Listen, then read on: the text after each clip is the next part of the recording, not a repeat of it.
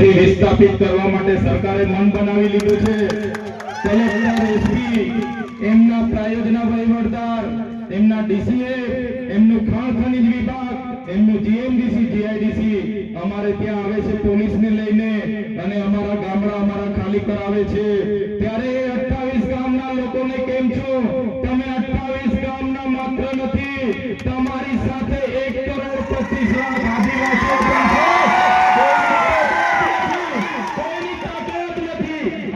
આદિવાસીઓને અહીંથી ઉઠાડીને બહાર લઈ જશે।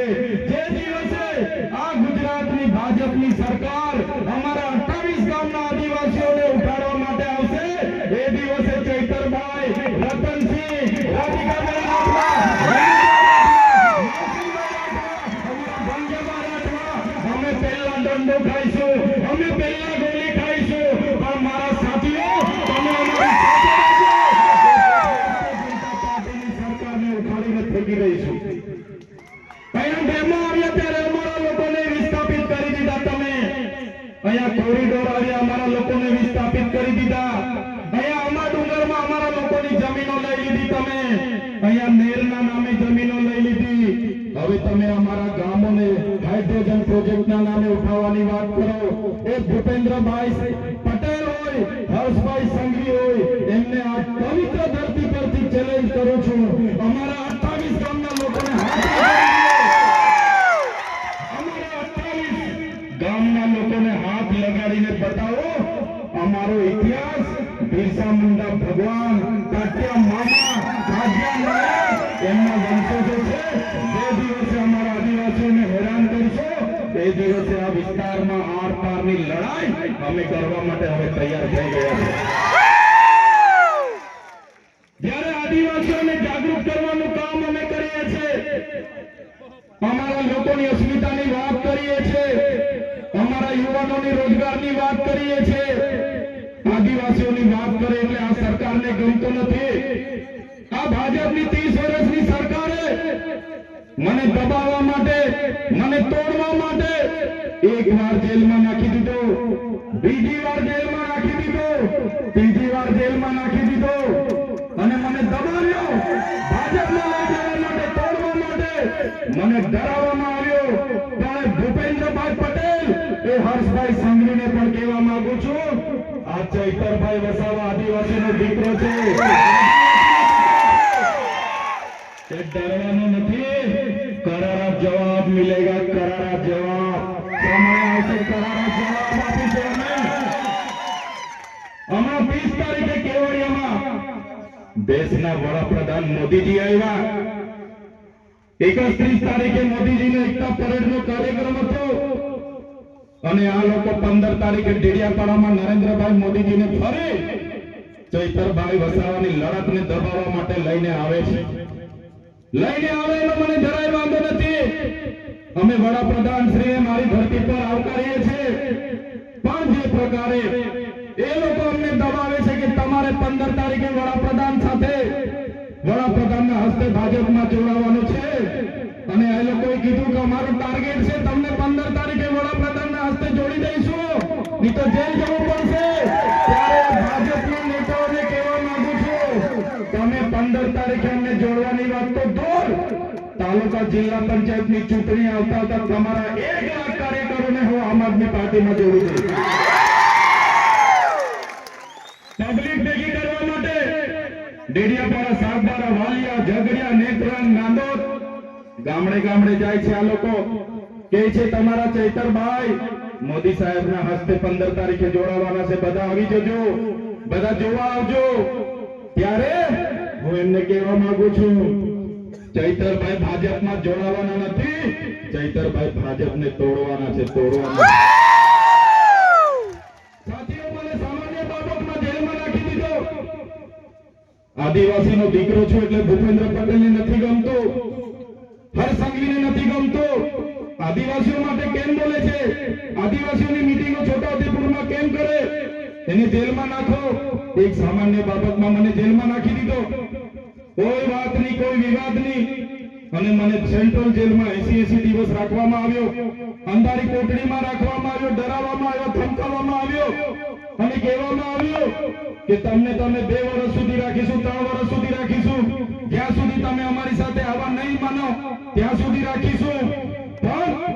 ચૈતરભાઈ તમારો દીકરો એમનાથી ડર્યો નથી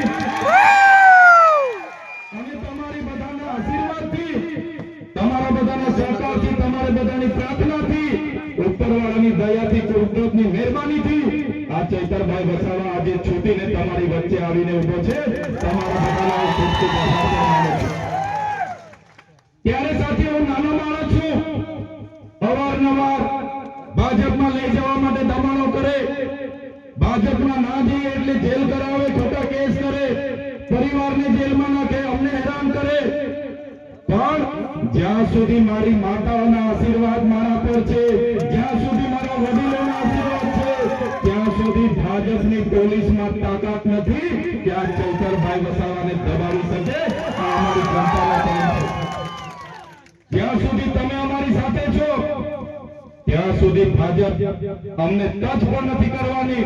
એક વાર જેલ કરાવશે, 2 વાર જેલ કરાવશે, 3 વાર જેલ કરાવશે, પણ મારા વડીલો, મારી યુવાનો, મારી બહેનો, મારા માતાઓને મારે વિનંતી છે, સરકાર એમની બહુ મોટી છે, પોલીસ એમની છે, આર્મી એમની છે, કોર્ટ કચેરી એમની છે, કલેક્ટર એમના છે, ડીડીઓ એમના છે, એસપી એમના છે.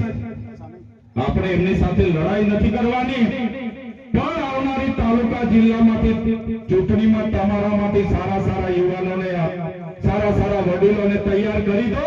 આ તમારા દીકરાને જે હેરાન કર્યો છે એનો બદલો તમારે આવનારી તાલુકા જિલ્લા પંચાયતની ચૂંટણીમાં લેવાનો છે. એનો બદલો તમારે લેવો પડશે.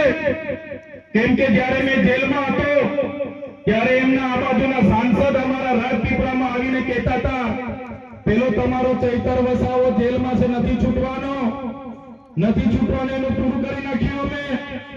ત્યારે તમારા સાંસદોને, ધારાસભ્યોને હું કહેવા માંગુ છું, तुमको क्या लगता था नहीं लौटेंगे, तुमको क्या लगता था नहीं लौटेंगे, गलत.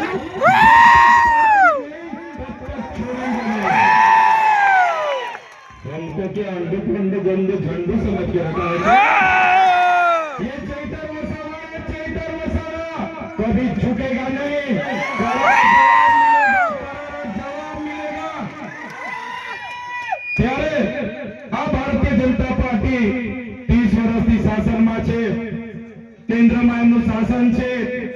અમારા લોકો નર્મદાનું પાણી જોઈ શકે છે પણ પિયત માટે અમને મળતું નથી. અમારે યુવાનો ભણી ગણીને પરીક્ષાઓ આપે છે, એના પેપરો ફૂટી જાય છે, એની નવી નવી નીતિઓ કાઢે છે.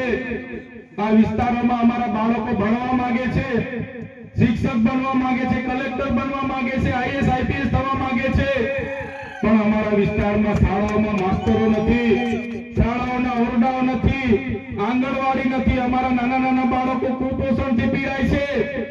ત્યારે આદિવાસીઓને શિક્ષણ આપવાની જગ્યાએ, રોજગાર આપવાની જગ્યાએ, સિંચાઈનું પાણી મળે એની જગ્યાએ આજે વિકાસનો રથ લઈને આ લોકો ગામડે ગામડે ફરે છે. આજે બિરસા મુંડા ભગવાનની જન્મ જયંતિના નામે ગૌરવ યાત્રા કાઢતા કાઢતા ગામડે ગામડે ફરે છે અને કહે છે કે બિરસા મુંડા ભગવાનની 150મી જન્મ જયંતિ છે.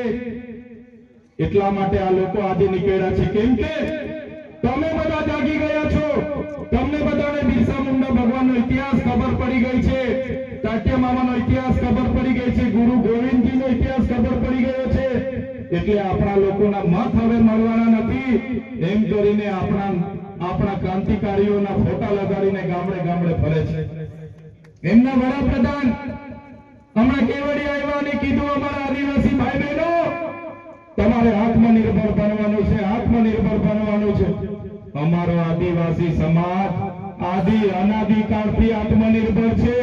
વડાપ્રધાન બન્યા પછી 5400 કંપનીઓ તો વિદેશથી તમે લઈને આવ્યા છે. અમારો આદિવાસી સમાજ તો આત્મનિર્ભર જ છે.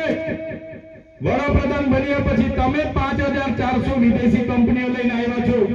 અમારા ઘરમાં જે સામાન આવે છે made in China, made in Taiwan, made in Korea, made in Japan. તો તમે વડાપ્રધાન બનીને શું ધંધા કરો છો? આપણને કહે છે લોકો કે ભાઈ એક પેડ માં કે નામ. આપણને બધાને સારી સારી ફૂલ ગુલાબી વાર્તાઓ બતાવશે. એક પેડ માં કે નામ રોપજો બધા, એક પેડ માં કે નામ. આપણે એક પેડ માં કે નામ રોપીશું રોપીએ છે અને જંગલ સાથેનો આપણો નાતો છે. એક પેર નામે માકે નામ કરી કરીને આ લોકોએ આખું જંગલ અદાણી કે નામ કરીને આ લોકોએ આપી દીધું છે. આખું જંગલ અદાણી કે નામ કરીને આપી દીધું છે. હમણાં જળ જંગલ જમીન આપણી પાસે જેટલું હતું એટલું તો આ સરકારોએ એમના ઉદ્યોગપતિ અદાણીને અંબાણીને આપી દીધું, ટોરેન્ટોને આપી દીધું. હવે આ આપણા દેશના વડાપ્રધાન 15મી તારીખે ડેડિયાપાડા આવે એના પહેલા દેવ મોગરા માતાજી ક્યાં છે, એનો વિસ્તાર કેવો છે એ જોવા માટે જવાના છે. મારા સાથીઓ, તમને કહેવા માંગુ છું, આ નરેન્દ્રભાઈ મોદીજી જ્યારે વિસ્તાર જોઈને જશે, તમે લખી રાખજો, આવનારા દિવસોમાં આપણી કુળદેવીને પણ અદાણીને લખીને આપી દેશે, એની કોઈની ગેરંટી નથી. કેમ કે આ વ્યક્તિ જ્યાં જાય, જેનું દર્શન કરી આવે, જેને જોઈ આવે, એ પછી રિલાયન્સ ને આપી દે, ટાટા ને આપી દે, અદાણી ને, બિરલા ને આપી દે. ત્યારે આપણી માતાજીના રક્ષણ કરવા માટે પણ આપણે તૈયાર રહેવું પડશે. ત્યારે તમે વિચાર કરો, જો વડાપ્રધાને ભગવાન બિરસા મુંડાની 150મી જન્મ જયંતિ ઉજવવાની હતી, તો એમનું જન્મસ્થળ ઝારખંડમાં રાંચીમાં આવ્યું છે. જો આખા દેશનો ગૌરવ યાત્રાનો કાર્યક્રમ હતો અને ભગવાન બિરસા મુંડાની જન્મ જયંતિ તમારે ઉજવવાની હતી, તો ભગવાન બિરસા મુંડાનું કર્મભૂમિ, જન્મભૂમિ ઝારખંડની રાંચીમાં આવેલી છે. તમે ત્યાં જઈને આખા ગુજરાતને, આખા દેશના આદિવાસીઓને સારો સંદેશો આપી શકાત. પણ ડેડિયાપાડામાં આવીને ચૈતરભાઈની વિકેટ પાડવાનું જે તમે આયોજન કર્યું છે, આ આદિવાસી સમાજ જોઈ રહેલો છે. આવનારા દિવસોમાંથી આખા ગુજરાતમાંથી તમારી વિકેટ પાડી દેવા માટે અમે તૈયાર છીએ. અમે આંદોલનો કર્યા, આદિવાસી જાગૃત થયા, એટલે આ લોકોને થયું કે હવે આદિવાસીઓ તો જાગી ગયા છે. ધીરે ધીરે ચૈતરભાઈ સાથે જવા લાગ્યા છે, આમ આદમી પાર્ટીમાં જોડાવા લાગ્યા છે, ગોપાલભાઈ ઇટાલિયા, ઈશુદાનભાઈ ગઢવી, અરવિંદ કેજરીવાલ સાથે જવા લાગ્યા છે. એટલે એ લોકોએ આખું મંત્રીમંડળ બદલી નાખ્યું. ત્યારે અમારા સરપંચો ને અમારા વડીલો જે પ્રકારે કહે છે, કોઈ ભેંસ ઓછું દૂધ આપે તો એના ખીલા બદલવાનું નથી રહેતું, ભેંસ બદલી નાખવી પડે છે. ત્યારે આ લોકો મંત્રી બદલે છે. પણ મારા તમામ આગેવાનો, તમામ વડીલોને, માતા બહેનોને કહેવા માંગુ છું, આવનારા દિવસોમાં આપણે મંત્રીમંડળ બદલવાનું નથી, આપણે આખીને આખી સરકાર બદલી નાખવાની છે. આ લોકો તૈયાર છો બધા? સરકાર બદલી નાખીશું, સરકાર બદલી નાખીશું, પરિવર્તન લાવીશું, પરિવર્તન લાવીશું, પરિવર્તન લાવીશું. આ લોકોએ મને કીધું, ચૈતરભાઈ અમારી સામે તમે કેટલું લડશો, ટકી નહીં શકશો, હજુ પણ જેલમાં જશો, આવી જાઓ, મંત્રી બનાવી દે, તંત્રી બનાવી દે. તમારા મંત્રી બની જઈશું, તમારો તંત્રી બની જઈશું, પૈસા કમાઈ લઈશું, બંગલા બની જશે, ગાડીઓ બની જશે. પણ અમારા આદિવાસીઓ માટે પછી કોણ બોલશે? કોણ બોલશે અમારા આદિવાસીઓ માટે? આ વિસ્તારના ઓબીસી માટે કોણ લડશે? આ વિસ્તારના એસસી એસટી માઇનોરિટી માટે કોણ લડશે? ત્યારે અમે કીધું, તમારામાં જેટલા અમારા નેતાઓ છે, એ નેતાઓને તમે એક પિંજરાના વાઘ જેવા, સરઘસના વાઘ જેવા બનાવી દીધા છે. આ વિસ્તારના પણ મોટા મોટા નેતાઓ પોતે વાઘ છે એવું કહેતા હતા. અમે જ્યારે મીટિંગ હોય ત્યારે ભાષણ કરે, ટાઈગર અભી જિંદા હૈ, ટાઈગર અભી જિંદા હૈ. એ ભાષણ કરવા વાળા ભાજપમાં ગયા અને સરઘસના ટાઈગર બનીને આજે બેસી રહ્યા છે. સરઘસના ટાઈગર બનીને બેસી રહ્યા છે. ઉપરથી જેટલી ચાવી ફેરવે એટલું રમકડું ગાય, એટલી જ ભજન એ લોકો ગાય છે. ત્યારે સાથીઓ, આ તમારો દીકરો, આ ચૈતર વસાવો એમના સરઘસનો ટાઈગર નથી બનવા માંગતો, જંગલનો ટાઈગર બનીને જંગલનો ટાઈગર બનીને અમે બધા સ્વતંત્ર ફરવા માંગીએ છીએ. આ બધો ઇલાકો અમારો છે. અમારા નસવાડીના એક કાકા ધારાસભ્ય છે, સિનિયર ધારાસભ્ય, નસવાડીમાં આજે અમારો પ્રોગ્રામ હતો. કાકાએ અમારા સરપંચોને ડરાવ્યા અને અમારા પ્રોગ્રામમાં ત્યાં એમણે પ્રોગ્રામ રાખી દીધા. ત્યારે કાકાને કહેવા માંગુ છું, આજે ચૈતર વસાવાને નર્મદામાંથી તળીપાર કરી દીધા છે, ત્યાં જવા નથી દેતા. આજે દેડિયાપાડામાં પ્રવેશ બંધી છે. તમે નસવાડીમાંથી અમને કહેશો કે અહીંયાથી નીકળી જાઓ, પણ અમે આ ચૈતર વસાવા અમારી ટીમ અમારા લોકોના દિલોમાં રહે છે અને લોકોના દિલોમાંથી તમારી ભાજપની સરકાર અમને ક્યારે કાઢી નથી શકવાની, ક્યારે કાઢી નથી શકવાની. એનો પણ જવાબ આવનારા દિવસોમાં આપીશું. ત્યારે નવી વસાહતોના આગેવાનો મને રસ્તે મળ્યા. મારી સામે કહેતા હતા, સાહેબ અમે નર્મદાના નવી વસાહતના લોકો છે, અમે આ ધારાસભ્યના હુજે લાગ્યા, આજ ભાજપના નેતાઓનું માની લીધું અને આજે અમારા દીકરા દીકરીઓ અમને ખીજવાય છે, અમારો અધિકાર નથી મળ્યો. ત્યારે આ ભાજપના લોકોએ માત્ર ભાજપમાં જઈને ઊંચી આગળ કરવાનું જ કામ કર્યું છે. ત્યારે સાથીઓ, આવનારા દિવસોમાં તાલુકા અને જિલ્લા પંચાયતની ચૂંટણીઓ આવવાની છે. રાષ્ટ્રીય પાર્ટી છે આમ આદમી પાર્ટીનું મંચ તમને અમે આપીએ છીએ. આપણા આજે રતનસિંહભાઈ સરપંચ, ભંગિયાભાઈ સરપંચ, નવસિંહભાઈ સરપંચ અને તમામ સરપંચો તમારી સાથે છે. કોઈને ડરવાની જરૂર નથી. તમે રાતે કહેશો, રાતે અમે આવીને સાથે જઈશું.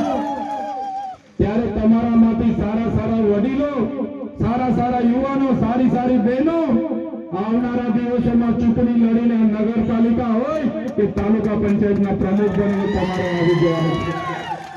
સત્તા તમારે હાથમાં લઈ લેવાની છે. આ લોકોની તાકાત આ સત્તામાં છે.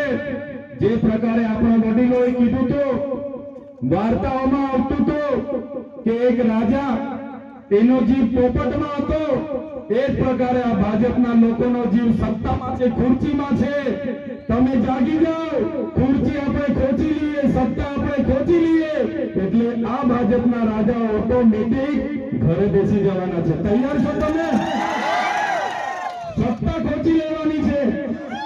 તૈયાર છો બધા? જય આદિવાસી. ત્યારે આ વિસ્તારના 28 ગામના લોકોને પણ કહેવા માંગુ છું અને બીજા વિસ્તાર હાપેશ્વર હોય, આંબાડુંગર હોય કે આ વિસ્તારના અવસન પટ્ટાના લોકો હોય, તમામ લોકોને કહેવા માંગુ છું, કોઈને ડરવાની જરૂર નથી. કોઈ પણ બહારનો વ્યક્તિ, ભાજપનો વ્યક્તિ તમને ડરાવે તો ખાલી આદિવાસી તરીકે એકવાર કિત્યારી પાડીને અબોબો કરી દેજો, આખું ગામ ભેગું થઈ જશે, એ લોકોને આપણે દેવતા કરી દઈશું. અબોબો આવડે છે ને બધાને? આપણા વડીલોએ જ આપણને શીખવ્યું છે. ગામમાં અબોબો કરી દેજો, અમે બધા દોડીને આવી જઈશું. એ આરએસએસ વાળા હશે કે ભાજપ વાળા હશે, એમને ઉભી પછી અહીંથી અમે ભગાવી દઈશું. ત્યારે બધા જ લોકોને વિનંતી કરું છું, આપણી અસ્મિતા, આપણી સંસ્કૃતિ અને આપણી જે આદિવાસીની અસલિયત છે એ આપણે જાગૃત કરવું પડશે. અમે એટલા માટે આ પાર્ટીમાં જોડાઈને આગળ વધી રહ્યા છે. ભાજપ વાળા અમને પણ બોલાવે છે, આવો તમે સત્તા અને પૈસા કમાઓ. અમને સત્તા અને પૈસાનો મોહ નથી. અમે આદિવાસીઓને જાગૃત કરીએ, આદિવાસીઓને આગળ લાવીએ, અમારા યુવાનો ભણી ભણીને આગળ આવે, અમારા ખેડૂતો આગળ આવે, અમારા ખેડૂતના દીકરાઓ 4 વ્હીલ લઈને ફરે, મર્સિડીઝ લઈને ફરે, BMW લઈને ફરે, IAS થાય, IPS થાય, એ જ અમારા સપના છે. અમારા લોકોના નાના મોટા પ્રશ્ન છે, એનો પણ આવનારા દિવસોમાં સરકારમાં 2027માં અમે બધા આમાંથી જઈએ અને આદિવાસીઓના હિતના કામ કરીએ, આ વિસ્તારના યુવાનોના હિતના કામ કરીએ, ગુજરાતના 18 વર્ગના 18 વર્ગના લોકોના હિતના કામ કરીએ. એ અમારા બધાના સપના છે. ત્યારે વધારે વાતો નથી કહેતો, પણ આવી જ પ્રકારે તમારો સાથ અને સહકાર અમને જોઈશે. કેમ કે આ લોકો છેલ્લા દિવસે દારૂ લાવે, પાર્ટીઓ કરાવે, ખવડાવે, પીવડાવે અને 50 રૂપિયા આપે, 500 રૂપિયા આપે અને મત લઈને જીતીને 5 વર્ષ સુધી દેખાતા નથી. ત્યારે આવનારી ચૂંટણીઓમાં પણ આપણા આ વિસ્તારના કેટલાક ભાજપના નેતાઓ આ જ કામ કરશે. એના કરતા તમે તમારામાંથી ઉમેદવારો તૈયાર કરી દો, એના માટે તમે મહેનત કરો, એને જીતાડીને લાવો અને આપણા લોકોના સારા કામ થાય એ દિશા તરફ આપણે આગળ વધવાનું આજની આ કાર્યક્રમમાં વધારે સમય નથી હું લેતો, પણ જે મારે આ વિસ્તારના કેટલાક નેતાઓ પોતાને ટાઈગર સમજીને નાના માણસોને ડરાવે છે, ધમકાવે છે, મારા યુવાનોને હેરાન કરે છે, પોલીસ મોકલે છે અને ખૂબ હેરાન કરે છે, ત્યારે આ નેતાઓને કહેવા માંગુ છું, આ સામે બેઠેલા બધા ચૈતર વસાવા છે, ટાઈગર છે, અને જ્યારે હેરાન કરશો ત્યારે અમે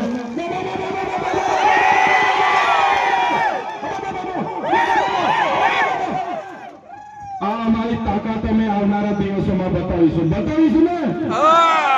તૈયાર છો બધા? ધન્યવાદ. જય આદિવાસી. અહીં મારો વક્તવ્ય પૂરું કરું છું. તમામ વડીલો, માતા બહેનો, મીડિયાના મિત્રો, પોલીસ મિત્રો, તમામ લોકોને ખૂબ ખૂબ